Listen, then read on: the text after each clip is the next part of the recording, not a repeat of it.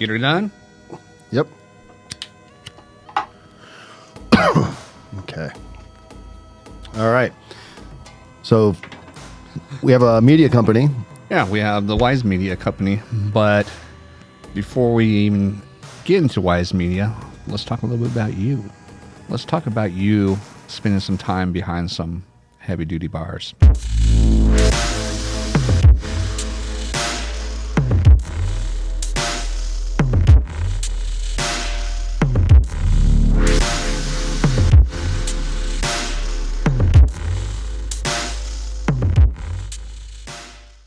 Some heavy duty. I don't know if you call them heavy duty bars. Okay, glass windows that you can't break through. So in 2011, well, first off, prior to 2011, I grew up in a mobile home trailer park in South Florida. My mom and dad divorced. Like, I was real young when they divorced. My father was in his mid-60s when I was born.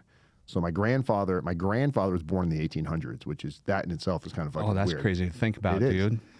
So my dad ended up passing away when I was like 16, 17 years old. And he wasn't really around very much anyway. He was kind of like, well, first my mom told me a bunch of bad stories about him. I guess he used to beat the shit out of my mom and stuff. So she would tell me these stories when I was a young kid, which sucks that it happened. But I personally don't think parents should be sharing that kind of information with children at a certain age, because you don't have the mental capability to like process. You just end up hating the person without knowing both sides of the story, right? Right.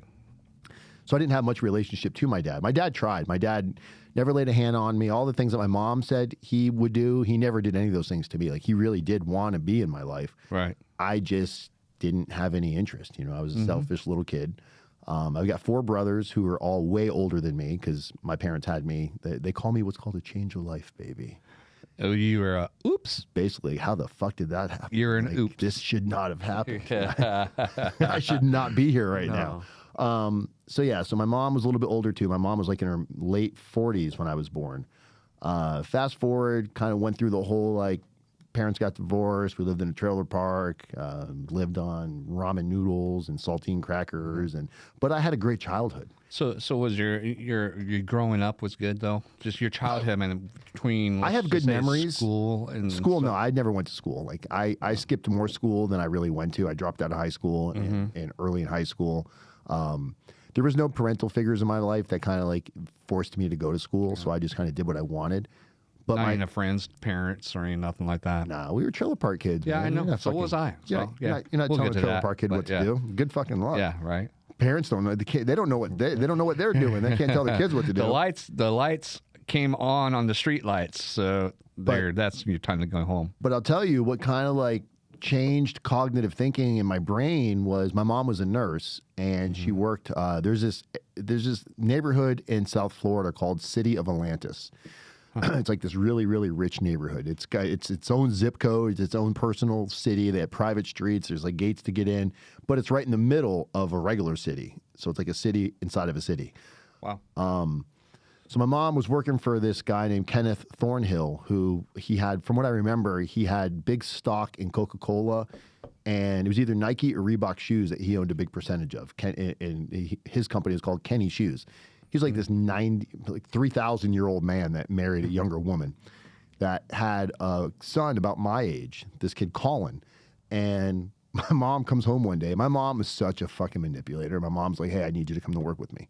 She's like, I need you to be friends with this kid. I really want to keep this job. And this kid's got no friends. So if I bring you, they'll probably keep me on as a private duty nurse. So kicking and screaming, I went, brought my Nintendo. This is back when Nintendo was still like a thing. Jamie's like a Nintendo. It was like legit Nintendo, Jamie. I'm not that young. Okay. I know. Jamie's actually, I thought you were like 22, 23. What are you, 27? I am 27. 27. I wouldn't have guessed it, right? No. But she carries herself well. Why, thank you. You're welcome, Jamie. So anyway, so my mom, she brings me along for the ride to meet this kid, Colin. And Colin is this preppy school, private school, socks up to his fucking thighs, shorts barely cover his thighs, super tight polo shirt with the alligator on. And I mean, just like what you would picture a rich preppy kid dressing like. Yeah. Had no social skills, zero. And I get there and I'm like, you got to be fucking kidding me. Oh man. So my mom basically, for like the next like week, forces me to hang out. So Colin, he's got a basketball hoop in his yard. So I'm like, let's go play basketball. This kid, I don't even think he knew the difference between a basketball and like a volleyball or a baseball. It was just That poor kid, man. Yeah, that's what I was he's like. Sheltered. But time fast forward a little bit, he came out of his shell, and me and this kid became like inseparable best friends. Like, no, it was no longer an act. Like, he was my best So friend. now you had a friend. Oh man, and he had a friend too. And Yeah, so that's I cool. ended up like growing up in that neighborhood for about 2 years in middle school. Yeah, in middle school. And I got to taste the life of like what a rich kid lives like. We were riding golf carts everywhere. His parents bought him. He wasn't even old enough to drive yet. I was a year older than him. So I was 16, he was 15. His mom or his dad, whoever, bought him a Dodge Viper, brand new Dodge Viper, and a 3 Series BMW convertible. And he had no license. So I'm like, I guess you call me the fucking chauffeur. So you're the whatever. chauffeur. You're the white trash chauffeur. Man, we're driving. We're fucking going out. We're hitting the town. We're doing everything in this car. We're just going to like country clubs and stuff, and living the life, having a really, really good time. And a couple years into it, I start grasping reality of this. This isn't my life. Like, how does this self-sustain? Yeah. So we're sitting in the Atlantis Country Club of the golf course, and we're eating. A bunch of us are there. All of the kids live there except for me. None of them knew that I was from a trailer park, except for Colin. But we never mentioned that. So I'm sitting there in the country club, and it just hits me, and I'm like, fuck.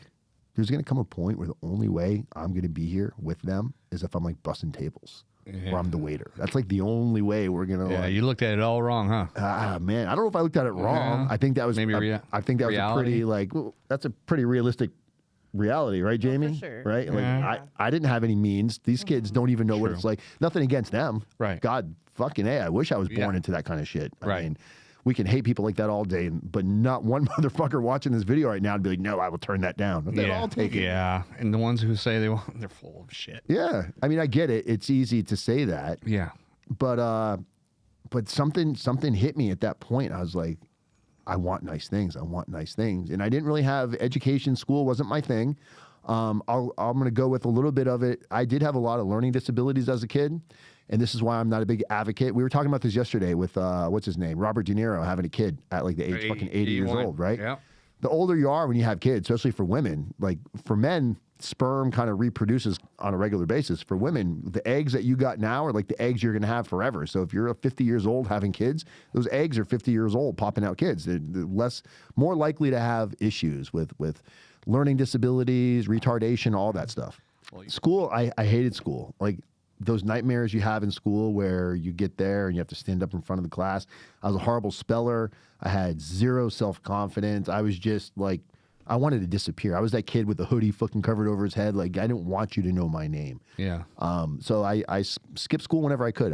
And when I was skipping school, I was probably the only teenager that wasn't off doing drugs and drinking. I was skipping school and we were making movies. Mark and Colin, it was really cool because Colin got to see like his rich preppy life, but then he would come hang out with me and he would kind of get to see like what goes on in the hood of the trailer park. And hood. you still liked it. It didn't mean nothing. I mean, besides hanging out with No, because when you're that young, you know, the things that matter later on in life don't matter then. You're just it's about kinship and friendship and all that shit.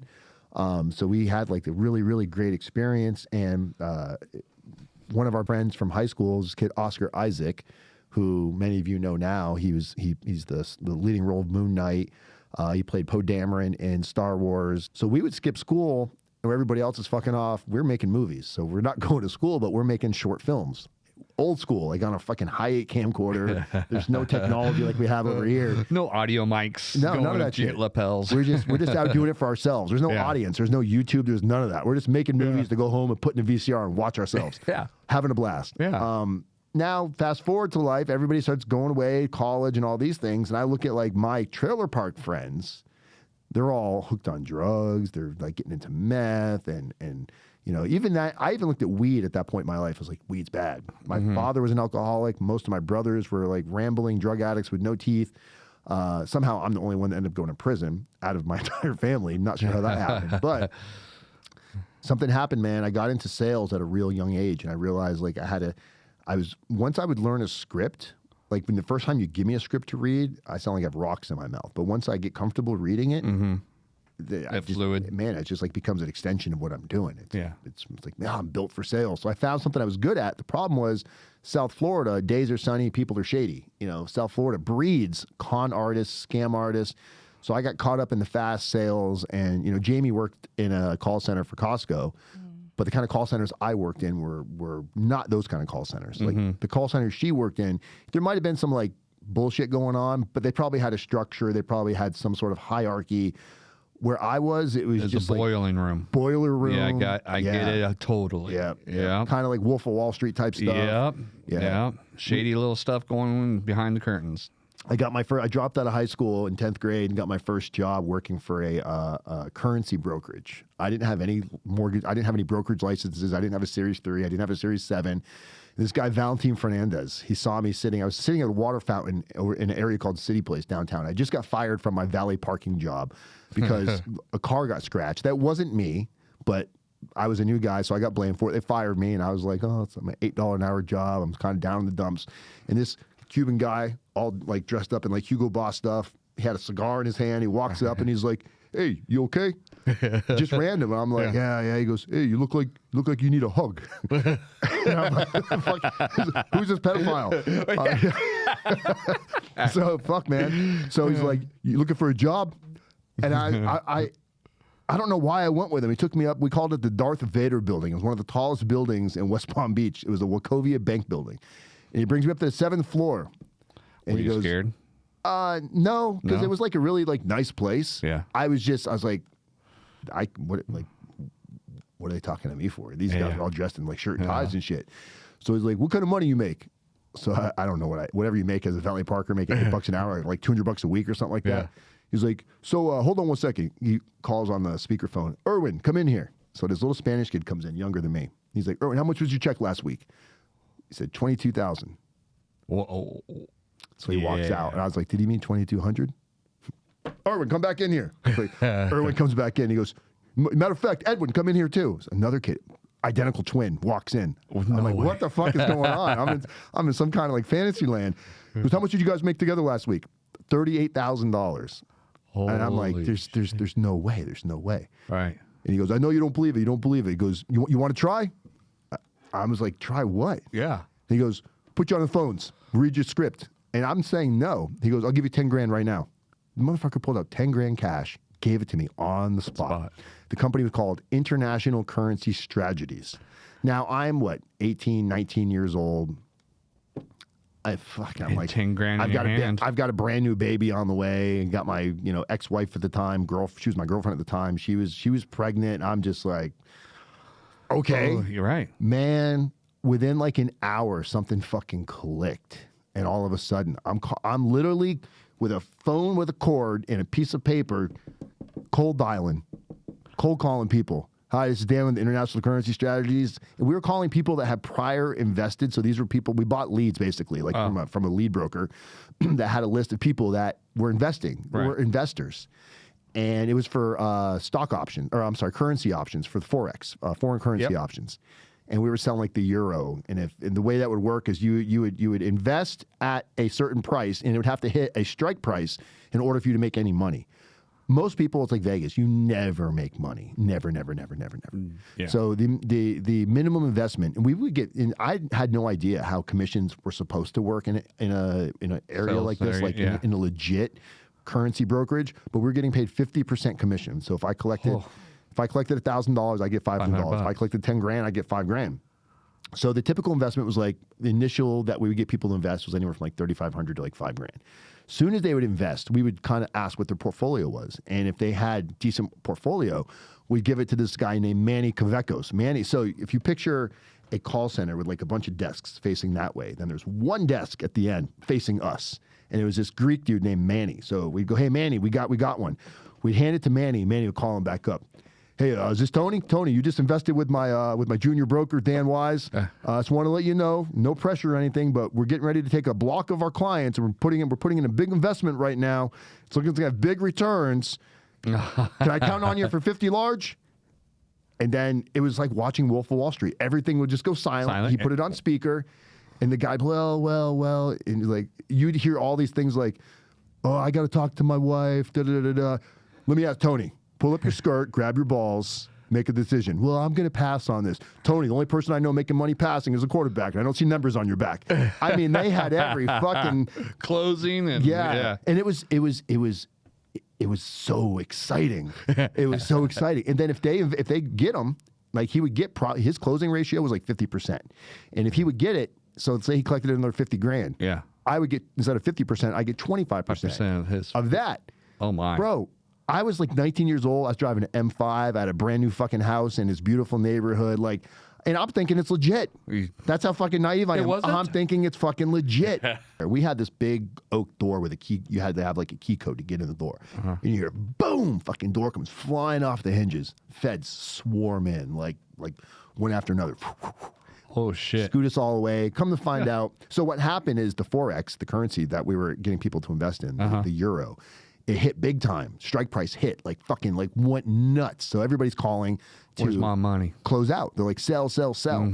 And the other owner, this guy named Valentino Fernandez, get him to reinvest. Get him to reinvest. If you get him to reinvest, we'll give you another 25% for reinvesting. So we did get some people, instead of taking their profits, we got them to reinvest. But a lot of people wanted their money. So every day I'm getting calls saying, hey, I didn't get my money. I didn't get my money. Oh, the clearing firm's in the Bahamas. The money's tied up. It was just excuse after excuse. It started to dawn on me that this might be a fucking scam. And then like 2 days later, the feds raided the whole thing. It ended up, none of the money was invested. Not one penny. It was all going right into the pocket of the firm. Oh, Jesus. So they shut us down. They got arrested. They went to prison. So it was Danny Phillips, Manny Cavecos, and Valentin Fernandez. Those three guys went to prison for whatever length of time. But I had such a taste for money now. I was like, what the fuck am I going to go do? I can't go get a regular $10 an hour job. Well, no, you got to keep up that with the Joneses. I was broken. Oh, see that letter over there? Yeah, yeah. I was broken. So I started getting jobs at like super shady call centers after that. We were selling foreclosure defense, credit repair, student loan consolidation, auto warranties. And I'd always work for these call centers. And my first couple of weeks, my commissions would be really big. And then all of a sudden, they would owe me money.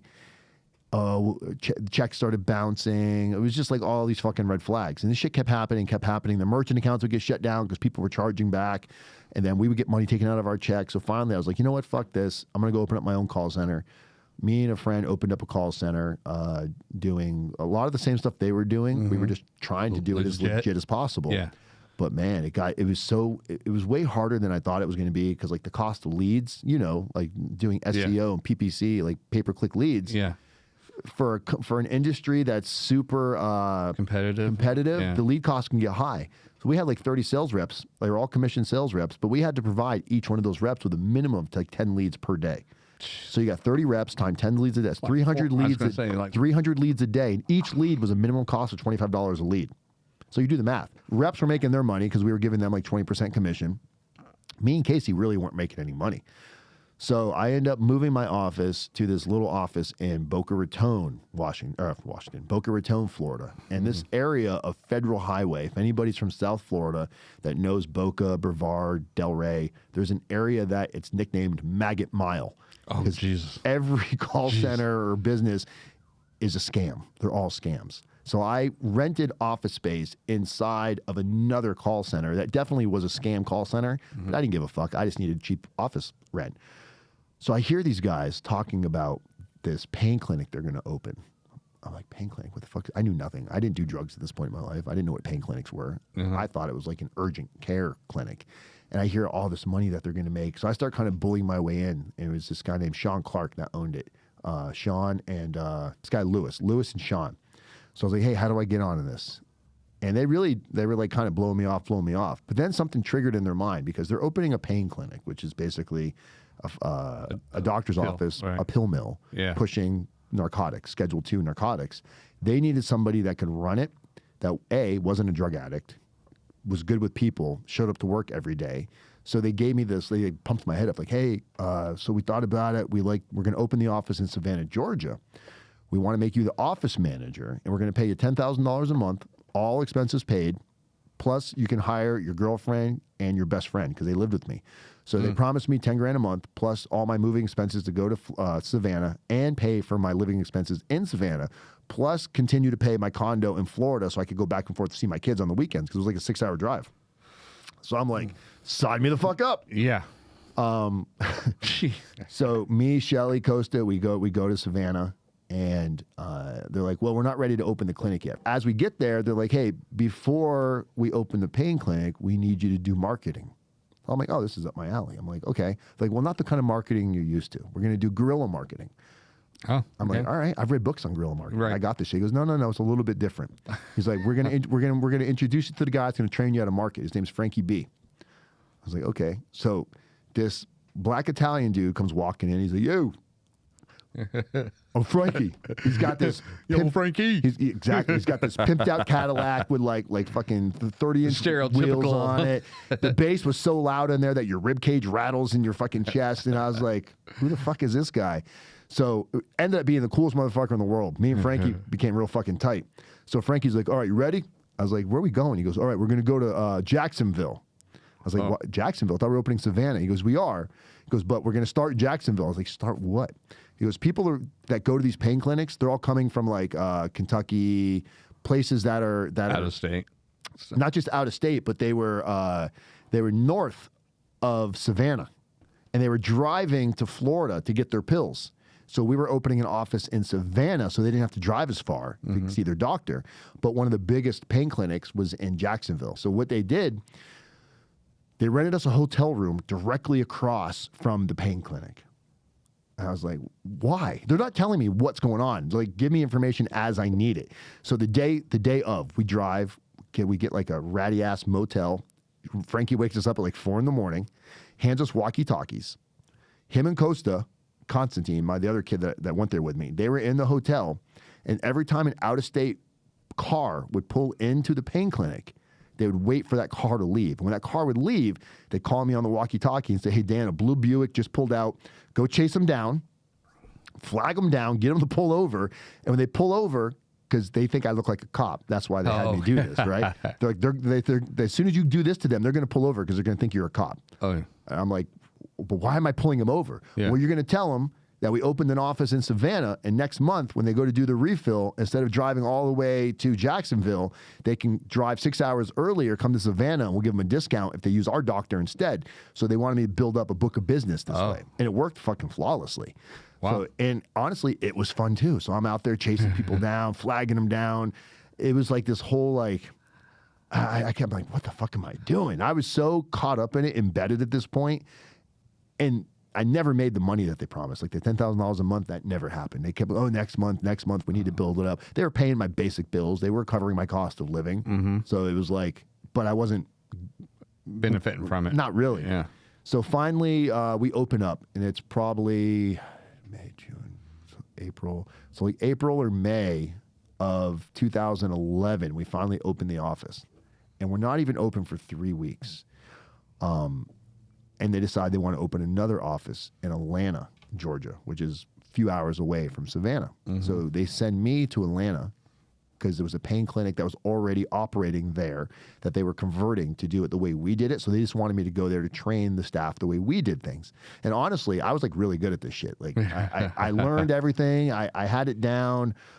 Patients would come in with their MRIs. We would check to make sure the MRI was legit. We'd call the place that did the MRI, make sure that it's really the patient's name on it, make sure the dates weren't changed, all that stuff to try to prevent doctor shopping, right? So one morning, now Shelly and Costa, they're still in Savannah. So every morning, me and Shelly would talk on the phone on the way. She would go to Savannah, and I would go into my office in Atlanta. They had a hotel for me. And Shelly doesn't answer the phone this morning. I'm like, that's fucking weird. So I call Costa. He doesn't answer the phone. I don't really think anything of it. I go to work, and then Sean calls me, the owner. He's like, hey, have you spoke to Shelly or Costa? I was like, no. He goes, yeah, I can't get a hold of them, and the cameras are down. We had IP cameras, so you could log into the cameras. I'm like, what? So now I'm starting to get a little like, what the fuck's going on? So I'm trying to brainstorm, because I can't just drive there. It's too far away. So there's a hamburger joint that's right next to the pain clinic in Savannah called Fatso's Hamburgers. So I called Fatso's. Tony was the owner. Me and Tony were pretty tight. And he's like, Fatso's? I said, hey, Tony, this is Dan. And I was like, oh, where the fuck are you? And the way he said it, my heart dropped. I'm like, what do you mean? He goes, bro, parking lot's swarming with feds. And I'm like, oh man, that sucks. And he goes, and they're looking for you. I was like, what? Why? He goes, I don't know, bro. I don't know. They got everybody in handcuffs. I saw them take your girl out. Now I'm like, what the fuck? Oh shit. So as I'm talking to him, I'm sitting at like a Quiznos sandwich shop in Atlanta. And So you're still eating? I can't eat. Oh, I was going to say. I'm like looking at my food, and all of a sudden my phone rings, and it's Shelly. And I'm like, hello? She's like, her voice sounds weird. She's like, where are you? And I'm like, what do you mean? I'm in Atlanta. She's like, but where are you in Atlanta? And I'm like, why are you asking me these weird questions? All of a sudden she goes, the feds are making me do this. The feds are making me do this. Oh, and boom, shit. phone hangs up. Shelly's not snitching. That's a great woman. Yeah, she ain't snitching. So all of a sudden, phone rings again from her, and I answer. Yeah. Now it's the agent, this guy Doug Kahn. I'll never. I had a goldfish. I named it fucking Doug Kahn after all the shit was over. so Doug Kahn, super like fucking cliche, like, hey bud, I'm Agent Doug Kahn with Chatham County Narcotics Division for the federal government, and it's no big deal, but we just need to talk to you. And I'm like, I'm still thinking, okay, well, I've got nothing to fucking hide. Like, I'm just like, well, I got to drive there. I was like, I can be there first thing in the morning. So he's like, well, where are you now? I was like, I'm in Atlanta. I was like, trust me, I'm coming. I'm not fucking, I have nothing to, so I'm like, I'm coming. So I go back to my hotel, clean out my hotel, go back to the pain clinic because I have no money. And I'm thinking, these motherfuckers are not going to pay me. The feds are involved. So I go to the pain clinic that we have in Atlanta, and I go in the safe. I take all the cash out of the safe. It was like 10 grand. So I take the cash out. I put it in a hygiene bag that I have in my car. So I throw it in the glove box. I'm in a convertible Camaro rental car. And I get back in the car at the pain clinic, and I'm getting ready to back up. And I hear a whoop, whoop. No, I hear a tap on my window, and it's just a regular civilian guy. And I recognized him. I saw him earlier in that day sitting in the parking lot because he looked like Elvis fucking Presley. Had pork chops down to his fucking jawbone. So he's like, Dan? With his southern draw accent. And I'm thinking, it's just a patient that recognizes me from Savannah. So I'm like, as soon as I said yes, man, these motherfuckers came out of like the woodwork. Get out of the car. Get out of the car. Do you have anything on you? Do you have anything on you? I was like, I got an eighth of weed in my suitcase because I had a little bit of weed on me. So they go through my suitcase, they find the weed. And then all of a sudden they're like, we saw you throw that pill on the ground, which I didn't do. I was like, what the fuck are you talking about? So they're like, we saw you throw the pill on the ground. And I'm like, I didn't throw a pill on the ground. Well, why is there a pill right next to your car? So the agents in Savannah notified local agents in Atlanta. Yeah. The local agents had no idea. They just knew they were going to arrest some guy named Dan Wise. They didn't know where they were going. They didn't know it was at a pain clinic. So I'm like, you guys are at a fucking pain clinic. There's going to be pills all over the place here. So they ended up charging me with that one pill. That's how they were able to arrest me on the spot.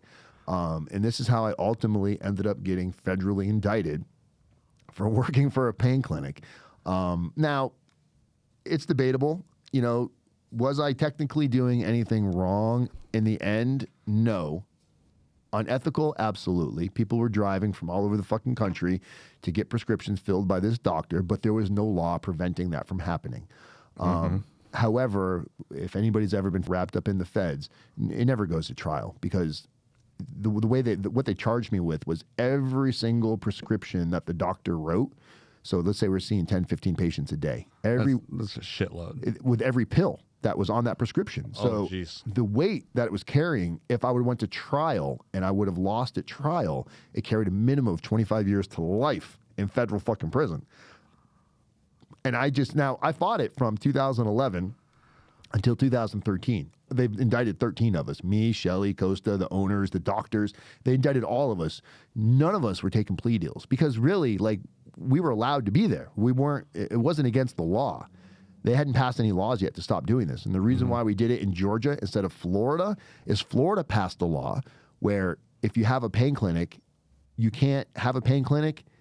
You can't own the pain clinic and also prescribe medication out of the facility. It's got to be two different facilities. Georgia didn't pass that law. So we hadn't gotten our pills yet, thank God. We didn't have any pills when they arrested us. But we were going to be able to write the prescription, which we're charging $300 a patient, and fill the prescription on site, which would have been another, like, sometimes $1,000 per prescription. And you're seeing 10, 20 people a day. I mean, the math adds up real fucking fast. Yeah. So I saw, like, I could identify that it was a legalized form of drug dealing for sure. but it was still gray as fuck when it comes to breaking the law. So I was like, I'm not taking a plea deal. I'm taking this thing all the way. I'm going to the fucking Court. trial. Yeah, Fuck let's it. go to trial. So we get closer and closer and closer, and and it was looking good. Like we all had attorneys at this point, and then all of a sudden, my attorney calls me up. It was like a week or maybe 2 weeks before trial. He's like, "We got to change our game plan." Apparently, over the weekend, everybody on our case took a plea deal. Everybody on our case took a plea deal. They hadn't even indicted Shelley at this point. She wasn't even under indictment. We thought this is so it happened in 2011. This was now 2013. All this time going by. So 2 years later. Fuck, dude. Like every day. Like I tell people, the federal prison system, the real prison sentence is the pretrial phase. People are like, oh, you're lucky you're out on bond this whole time. I was like, dude, it's not luck, man, because the balance of my future is so daunting. Like, yeah, what do you do? Thinking How about do you like, act? thinking about telling my kids like I have to go to prison for maybe 25 years and they're so little, you know, it made the suicidal thoughts, the thought of fleeing. I was such victim mode, awfulizing. This isn't fair. This isn't fair. You know, and I was so just disgruntled. And when my attorney finally called me up and he's like, we have to change our game plan. I was like, what do you mean? He goes, everybody took a plea deal. And part of the plea deal is anybody that goes to trial, they're going to testify against, saying that you knew what you were well aware that you were doing. You were prescribing pills for illegitimate purposes, which 100% wasn't true. But everybody was going to say that was the case. The case. So I had to fucking suck it up and take a plea deal. And I got sentenced to 42 months. And when I told my kids, because my daughter, you know, she was living with me at the time, and there's nothing that can prepare you for when your daughter starts crying, saying, please don't go, please don't go. And you're like, I don't have a fucking choice. So, you know, I was just, I don't even know, man. Like, it was such a like cloudy fucking time. And they gave me what's called self-surrender. So September 23rd, 2014 is when I self-surrendered myself to Coleman Federal Prison. But 2 days before I went, I put a video on YouTube. And I titled the video, I'm going to federal prison, and I don't fucking know why. You know, I grew out this big gnarly fucking beard because I thought if I like got out of shape and got sloppy that nobody was going to rape me. That's like that's where my mind the went. uglier you are, yeah, because I don't know anything about prison. Don't shower, bro. don't. Yeah, I'm just thinking when I see on TV like Shawshank Redemption and the TV show Oz, I'm like, fuck, Adebisi's gonna fucking bend me over a rail and make me his cupcake and shit like this. Like I was freaking the fuck out. So I'd never done any drugs or anything other than a little bit of weed. And the night before I went to prison, my friends came over to help me pack my house, and they spiked my beer with Molly, against my wishes. They wanted me to do it willingly, Right. And I didn't want it. Your last farewell, Yeah. so it's just like, let's do this up. So they spiked my beer with Molly, and I'm not gonna lie, I had like the most amazing fucking night. And my friend was like, "Hey, you should make a statement when you go into prison." I'm like, and this has been my childhood friend. I'm like, what are you thinking? It was around Halloween time, September 23rd. So a couple days before this, back up a little bit, we went to the Halloween store, Party City, and I bought a black and white prison costume, like a Halloween costume, and I made a pill bottle necklace out of it. And when I got pictures on my Instagram. When I self-surrendered to prison, I'm wearing this prison outfit. You didn't. I did. No. I didn't. I wanted to chicken out as we're getting there. And Matt, that was with, he's like, dude, come on. You told everybody you're going to do it. You got to do it. Oh, my God. So I'm like, fuck it. They even threw me like a going away party the same night. Everybody wore a prison costume. Like, honestly, like nostalgic. It was looking back. It was a lot of fucking fun. But I get to prison. And Coleman Federal Prison, it's the largest federal prison in the United States.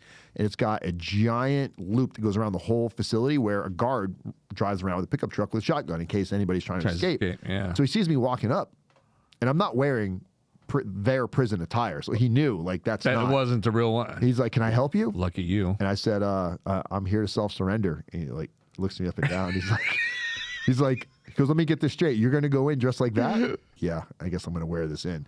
So he's like, all right, good luck. So I go in and I buzz the door. My two friends are with me. One's recording, one's taking pictures, Paul and Evan. And they buzz me in. The guy's like, I see your ID. So he gives me ID. It's like kind of like walking into like a hotel. I'm like at the concierge desk. And he's like, have a seat. So it's like a church pew. I'm sitting in a church pew. And it felt like fucking eternity. We're just sitting there. All of a sudden, off in the distance, this shit feels like in my mind, I see like a cinematic movie, slow motion, smoke. I see the 3 largest motherfucking COs I've ever seen in my entire life walking in my direction, slow motion. I'm like, yeah, Oh shit. they're definitely here for me. So as they get closer and closer, I stand up, and once I get from about arm's length, I don't know why I said it. I put my arms out. I said, "You got me, coppers." Yo, this lieutenant, when I say he snatched the life out of me, he fucking snatched my clothes and he ripped them off me. And he grabs my head and he gets right next to my ear and he goes, "You think we're your fucking friends, faggot?"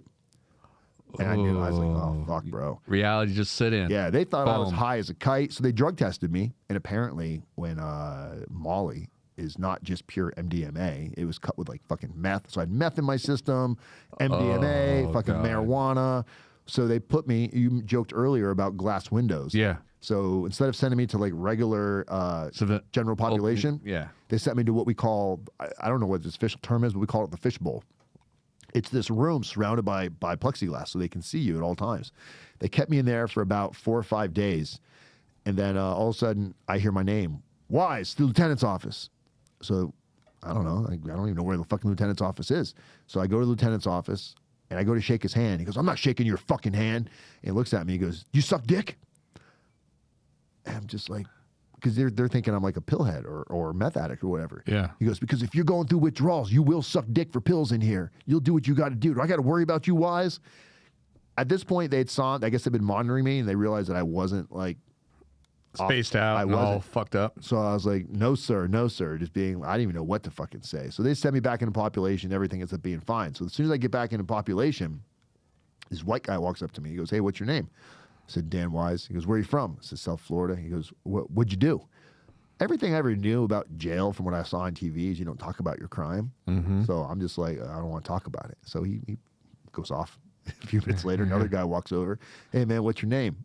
Where are you from? What'd you do?" I don't want to talk about it. It's happened like 3 or 4 times, and I'm like, there's some nosy motherfuckers in here. So the original guy comes back around, this guy Rick. He's not the white boy Rick. Like there's a, everybody called him white boy Rick. He goes, "Hey, man, you fuck little kids?" And I'm like, "What?" He goes, "You fuck little kids? I'm only asking you one more time." And he's like staring me down. And he's not that big of a guy, but still intimidating as fuck. Yeah. And I'm like, "No." He goes, "Well, you're not telling us what you did." So immediately I'm scrambling. I was like, I thought like when I see movies, you're not supposed to talk about. So they start to like Get what you're coming from? kind of realize that maybe I'm just a fucking idiot. So I had to get something called a J&C, judgment and committal, which shows you what your charges are. I had to show my paperwork basically that I wasn't a sex offender and I wasn't a snitch. And as soon as I did that, everything was fine. It turned into a big joke. And later on, throughout the prison sentence, like even wearing the prison costume, man, you know, it sucked in the moment, but it gave me like instant prison notoriety. Like every inmate heard about it. So they were like, "Are you the guy that wore the prison costume in?" And I was like, "Yeah." You know, it's kind of like the cool kid on It's campus. you. Yeah. So, you know, I got into prison. It wasn't nearly as bad as I thought it was going to be. Like we had a half-mile track. It was, you know, it's more of a white collar type of a federal prison. But there's a program called RDAP, Residential Drug Abuse Program. And if you qualify for this program, it can knock a year off your sentence. So I smoked weed before I went to prison. So I said, "Yeah, I have a weed problem." And Molly. And, right. But weed was my like drug of choice. And that qualified me for the program, which knocked a year off my sentence. And I thought it was going to be like, I don't know. I never did AA or anything, but I pictured it as being like you sit around and talk about your feelings all day. And it was fucking hardcore. CBT, cognitive behavior therapy. It was focused on consequences. You had to hold each other accountable. It was you live in a certain unit. You had to get up at a certain time. It was very rigorous. But it kind of reprogrammed the way that I think. It got me into like positive affirmations. It started getting me to look at things like, I put myself here. Like I can blame my circumstances. I can blame not getting enough hugs as a kid. I can blame all this shit until I'm blue in the fucking face. But the end of the day, if I really step back and look, like, how did I not know it was going to end like this? I mean, they're going to pay me 10 grand a month to do what? Like, there was just so many fucking warning signs and red flags. So I went through all of this and got into RDAP and took it real fucking serious and turned my 42-month sentence into 13 months, came home, got to the federal halfway house. Now, Shelly got indicted too, and she also went to prison. They gave her 13 months on, so she moved back to Washington because she got out in 8 months out of her 13. And we just assumed on my 42-month sentence that I was going to serve like 2.5, 3 years. Yeah. So she needed to be near family. So she came back to Washington, and all of a sudden my sentence gets reduced from all these programs. So I'm getting out like right behind her, but she was already here. So I changed my address from Florida to Spokane. And the BOP paid for like my plane ticket and everything to go to Spokane, but I had to do 11 months of a federal halfway house. It was still part of my sentence. Oh, wow. So out of my 42 months, I did 13 months in prison, 11 months in a halfway house. So when I got to the halfway house, it was just, oh my God. A nightmare? It was worse, it was worse than prison. Jesus. There was just nothing, and not worse, and there was just nothing to do. Like you just had to go to work and that was all you could do. But I got access to a computer and I'm checking my emails and I see YouTube comment, YouTube comment, YouTube comment. I forgot I made that video before I went to prison that I posted on YouTube. It was all people getting ready to kind of go through a similar situation, going to prison for the first time. And they're all like, what was it like? What did you do? Are you in? Are you out? Is anybody checking this? So being me, an attention whore that I am, loving being on camera, I thought it would be fun to make response videos instead of just responding. So I had this little tiny office that I was working out of in Spokane, working for my friend in Florida that's got a food preparation company. Mm-hmm. So he had me on Florida hours. I would work from 7 in the morning to 3 in the afternoon, but then he would keep me on the books until 6 o'clock their time, which was 9 o'clock West Coast. So I was gone from the halfway house from like 7 in the morning to 9 o'clock every night. So from 3 p.m. to 9 p.m., it was my own time. I was just in the office. I could sit there and masturbate on the computer if I wanted, or I could be productive. So I decided that masturbating isn't that fun, and being productive was more fun. So I started making response videos about how I could have taken accountability, how I could have avoided this, things that I wish I knew before I got to prison, things I wish I said to my kids, what kind of letters I should have written to the judge versus what I wrote to the judge, programs I could qualify for if I say certain things prior to getting there. So I started making content about this. And then about 3 months into it, I started getting calls from criminal defense attorneys that were like, hey, we've been watching your content and you're talking about stuff that all of our clients have questions on and we just don't know the answers to this. Is there any chance we can hire you to consult our clients? And I didn't even know like how. What's a consultant? What does that mean? Yeah. So I had a PayPal. And I was like, well, you can just, I'll talk to your client and give me a donation, whatever you think it's worth. So that's how I started doing it. And I'd get like $100 here, a couple $100 there. And then I started finding there was a couple of other consultants in the industry that had made a business model out of it. So I just kind of looked at what they were doing and recreated what they were doing. And next thing I knew, now it's like, there's an article that Spokane did in the Spokesman Review, letters to the judge, mental health, substance abuse counseling, everything under the sun that you can imagine that not just help you shorten your sentence, but to help you realize that this doesn't have to define who you're going to be. Yeah. And making the content on a regular basis. I started off on a laptop and a camera on the laptop, and I had such a blast doing podcasting and stuff like that it's kind of what birthed us sitting here right now. I just have a couple more questions if you don't mind. Yeah, go ahead, ask. This is going to hit emotion, and you don't have to answer it. When you were in prison, when you're incarcerated, how was your relationship with your kids? Great question. So about a month before I left to go to prison, my older daughter, so my ex-wife, about a year before I went to prison, she moved to New York City. Mm-hmm. She had a teaching job in there, so she took the kids to New York, and I couldn't fucking do anything about it because I have a federal case pending. So I couldn't even, they didn't even want to hear my side of the story in court. So watching my kids leave, that was fucking heartbreaking. Yeah. And then my younger daughter, Lauren, that was my fucking mini-me, man. She said, I want to go live with my dad. So I had to really, really kind of have a real talk with her. I said, Lauren, I was like, I don't know how long I'm going to be here for. I could be here a couple more months. And she's like, whatever it is, I just want to be there with you. So she came. She was 8 at the time, 9 years old maybe. And she just tried to pretend like it didn't exist. And I would pretend like it didn't exist too, to be honest, because you kind of go about regular life. I'm going to work, I'm doing all these normal things, but then I would get a phone call from a 912 area code, Savannah, Georgia. And it ripped the fucking Band-Aid right back off, and fear just overwhelmed me because I'm like, why are they calling? you would get this disillusioned thought that they're going to forget about you. I would have daydreams about fucking like World Trade Center type shit where planes would like crash into a federal building and all the documents would explode and they wouldn't know who I was. Like all these horrible thoughts. Because I just couldn't rationalize, like, how the fuck are you going to let me be out this entire time, but yet you still think I need to go to prison? Like, I couldn't rationalize that thought behind it. Right. So when I finally went, I had changed my tone with my kids so much about, you know, because at first I was very victim. I was like, the government did this because I don't have any money. You can't trust authority. And I started realizing this is going to do more harm than good, because now I'm teaching them that cops are bad, that authority's bad. That, you know, all of these things, Fear. to make myself look better, to escape responsibility of going, your dad fucked up. Yeah. So I think it was my first day, or within my first week, when I talked to my daughters on the phone. My oldest daughter, which was still young, she was like 9 or 10 at that time. And this motherfucking little kid, as the call's hanging, she's like, "Hey, Dad." I say, "What's up, babe?" "Don't drop the soap."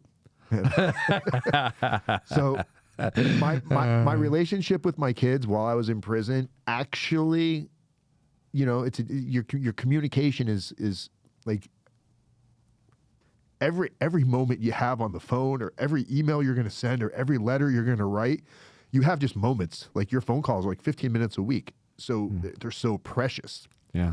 So we really bonded at a different level, because, you know, your grandkids, like they're hanging out, Yeah. they're on their phones, they're playing video games, you know, it's like Distraction. they're there, but they're mentally just disconnected. Our communication in there, you know, started to get to a different, like, I learned more about them in prison than I knew about them when I was sitting across the couch from them. To the point where now we have, like, my daughter was raped by her boyfriend, and, you know, I was the person she chose to tell. And she told me she chose to tell me because she saw the changes that I made while I was in prison, and she realized that I wasn't going to overreact and make it about me. Like, oh, I should have been there, I should have protected you, or I'm going to go kill him. Yeah. She wanted to be able to express it without somebody Repercussion. fucking snapping. Yeah. You know, so it sucks that, yeah, I tell everybody, overall, my prison experience was overwhelmingly positive.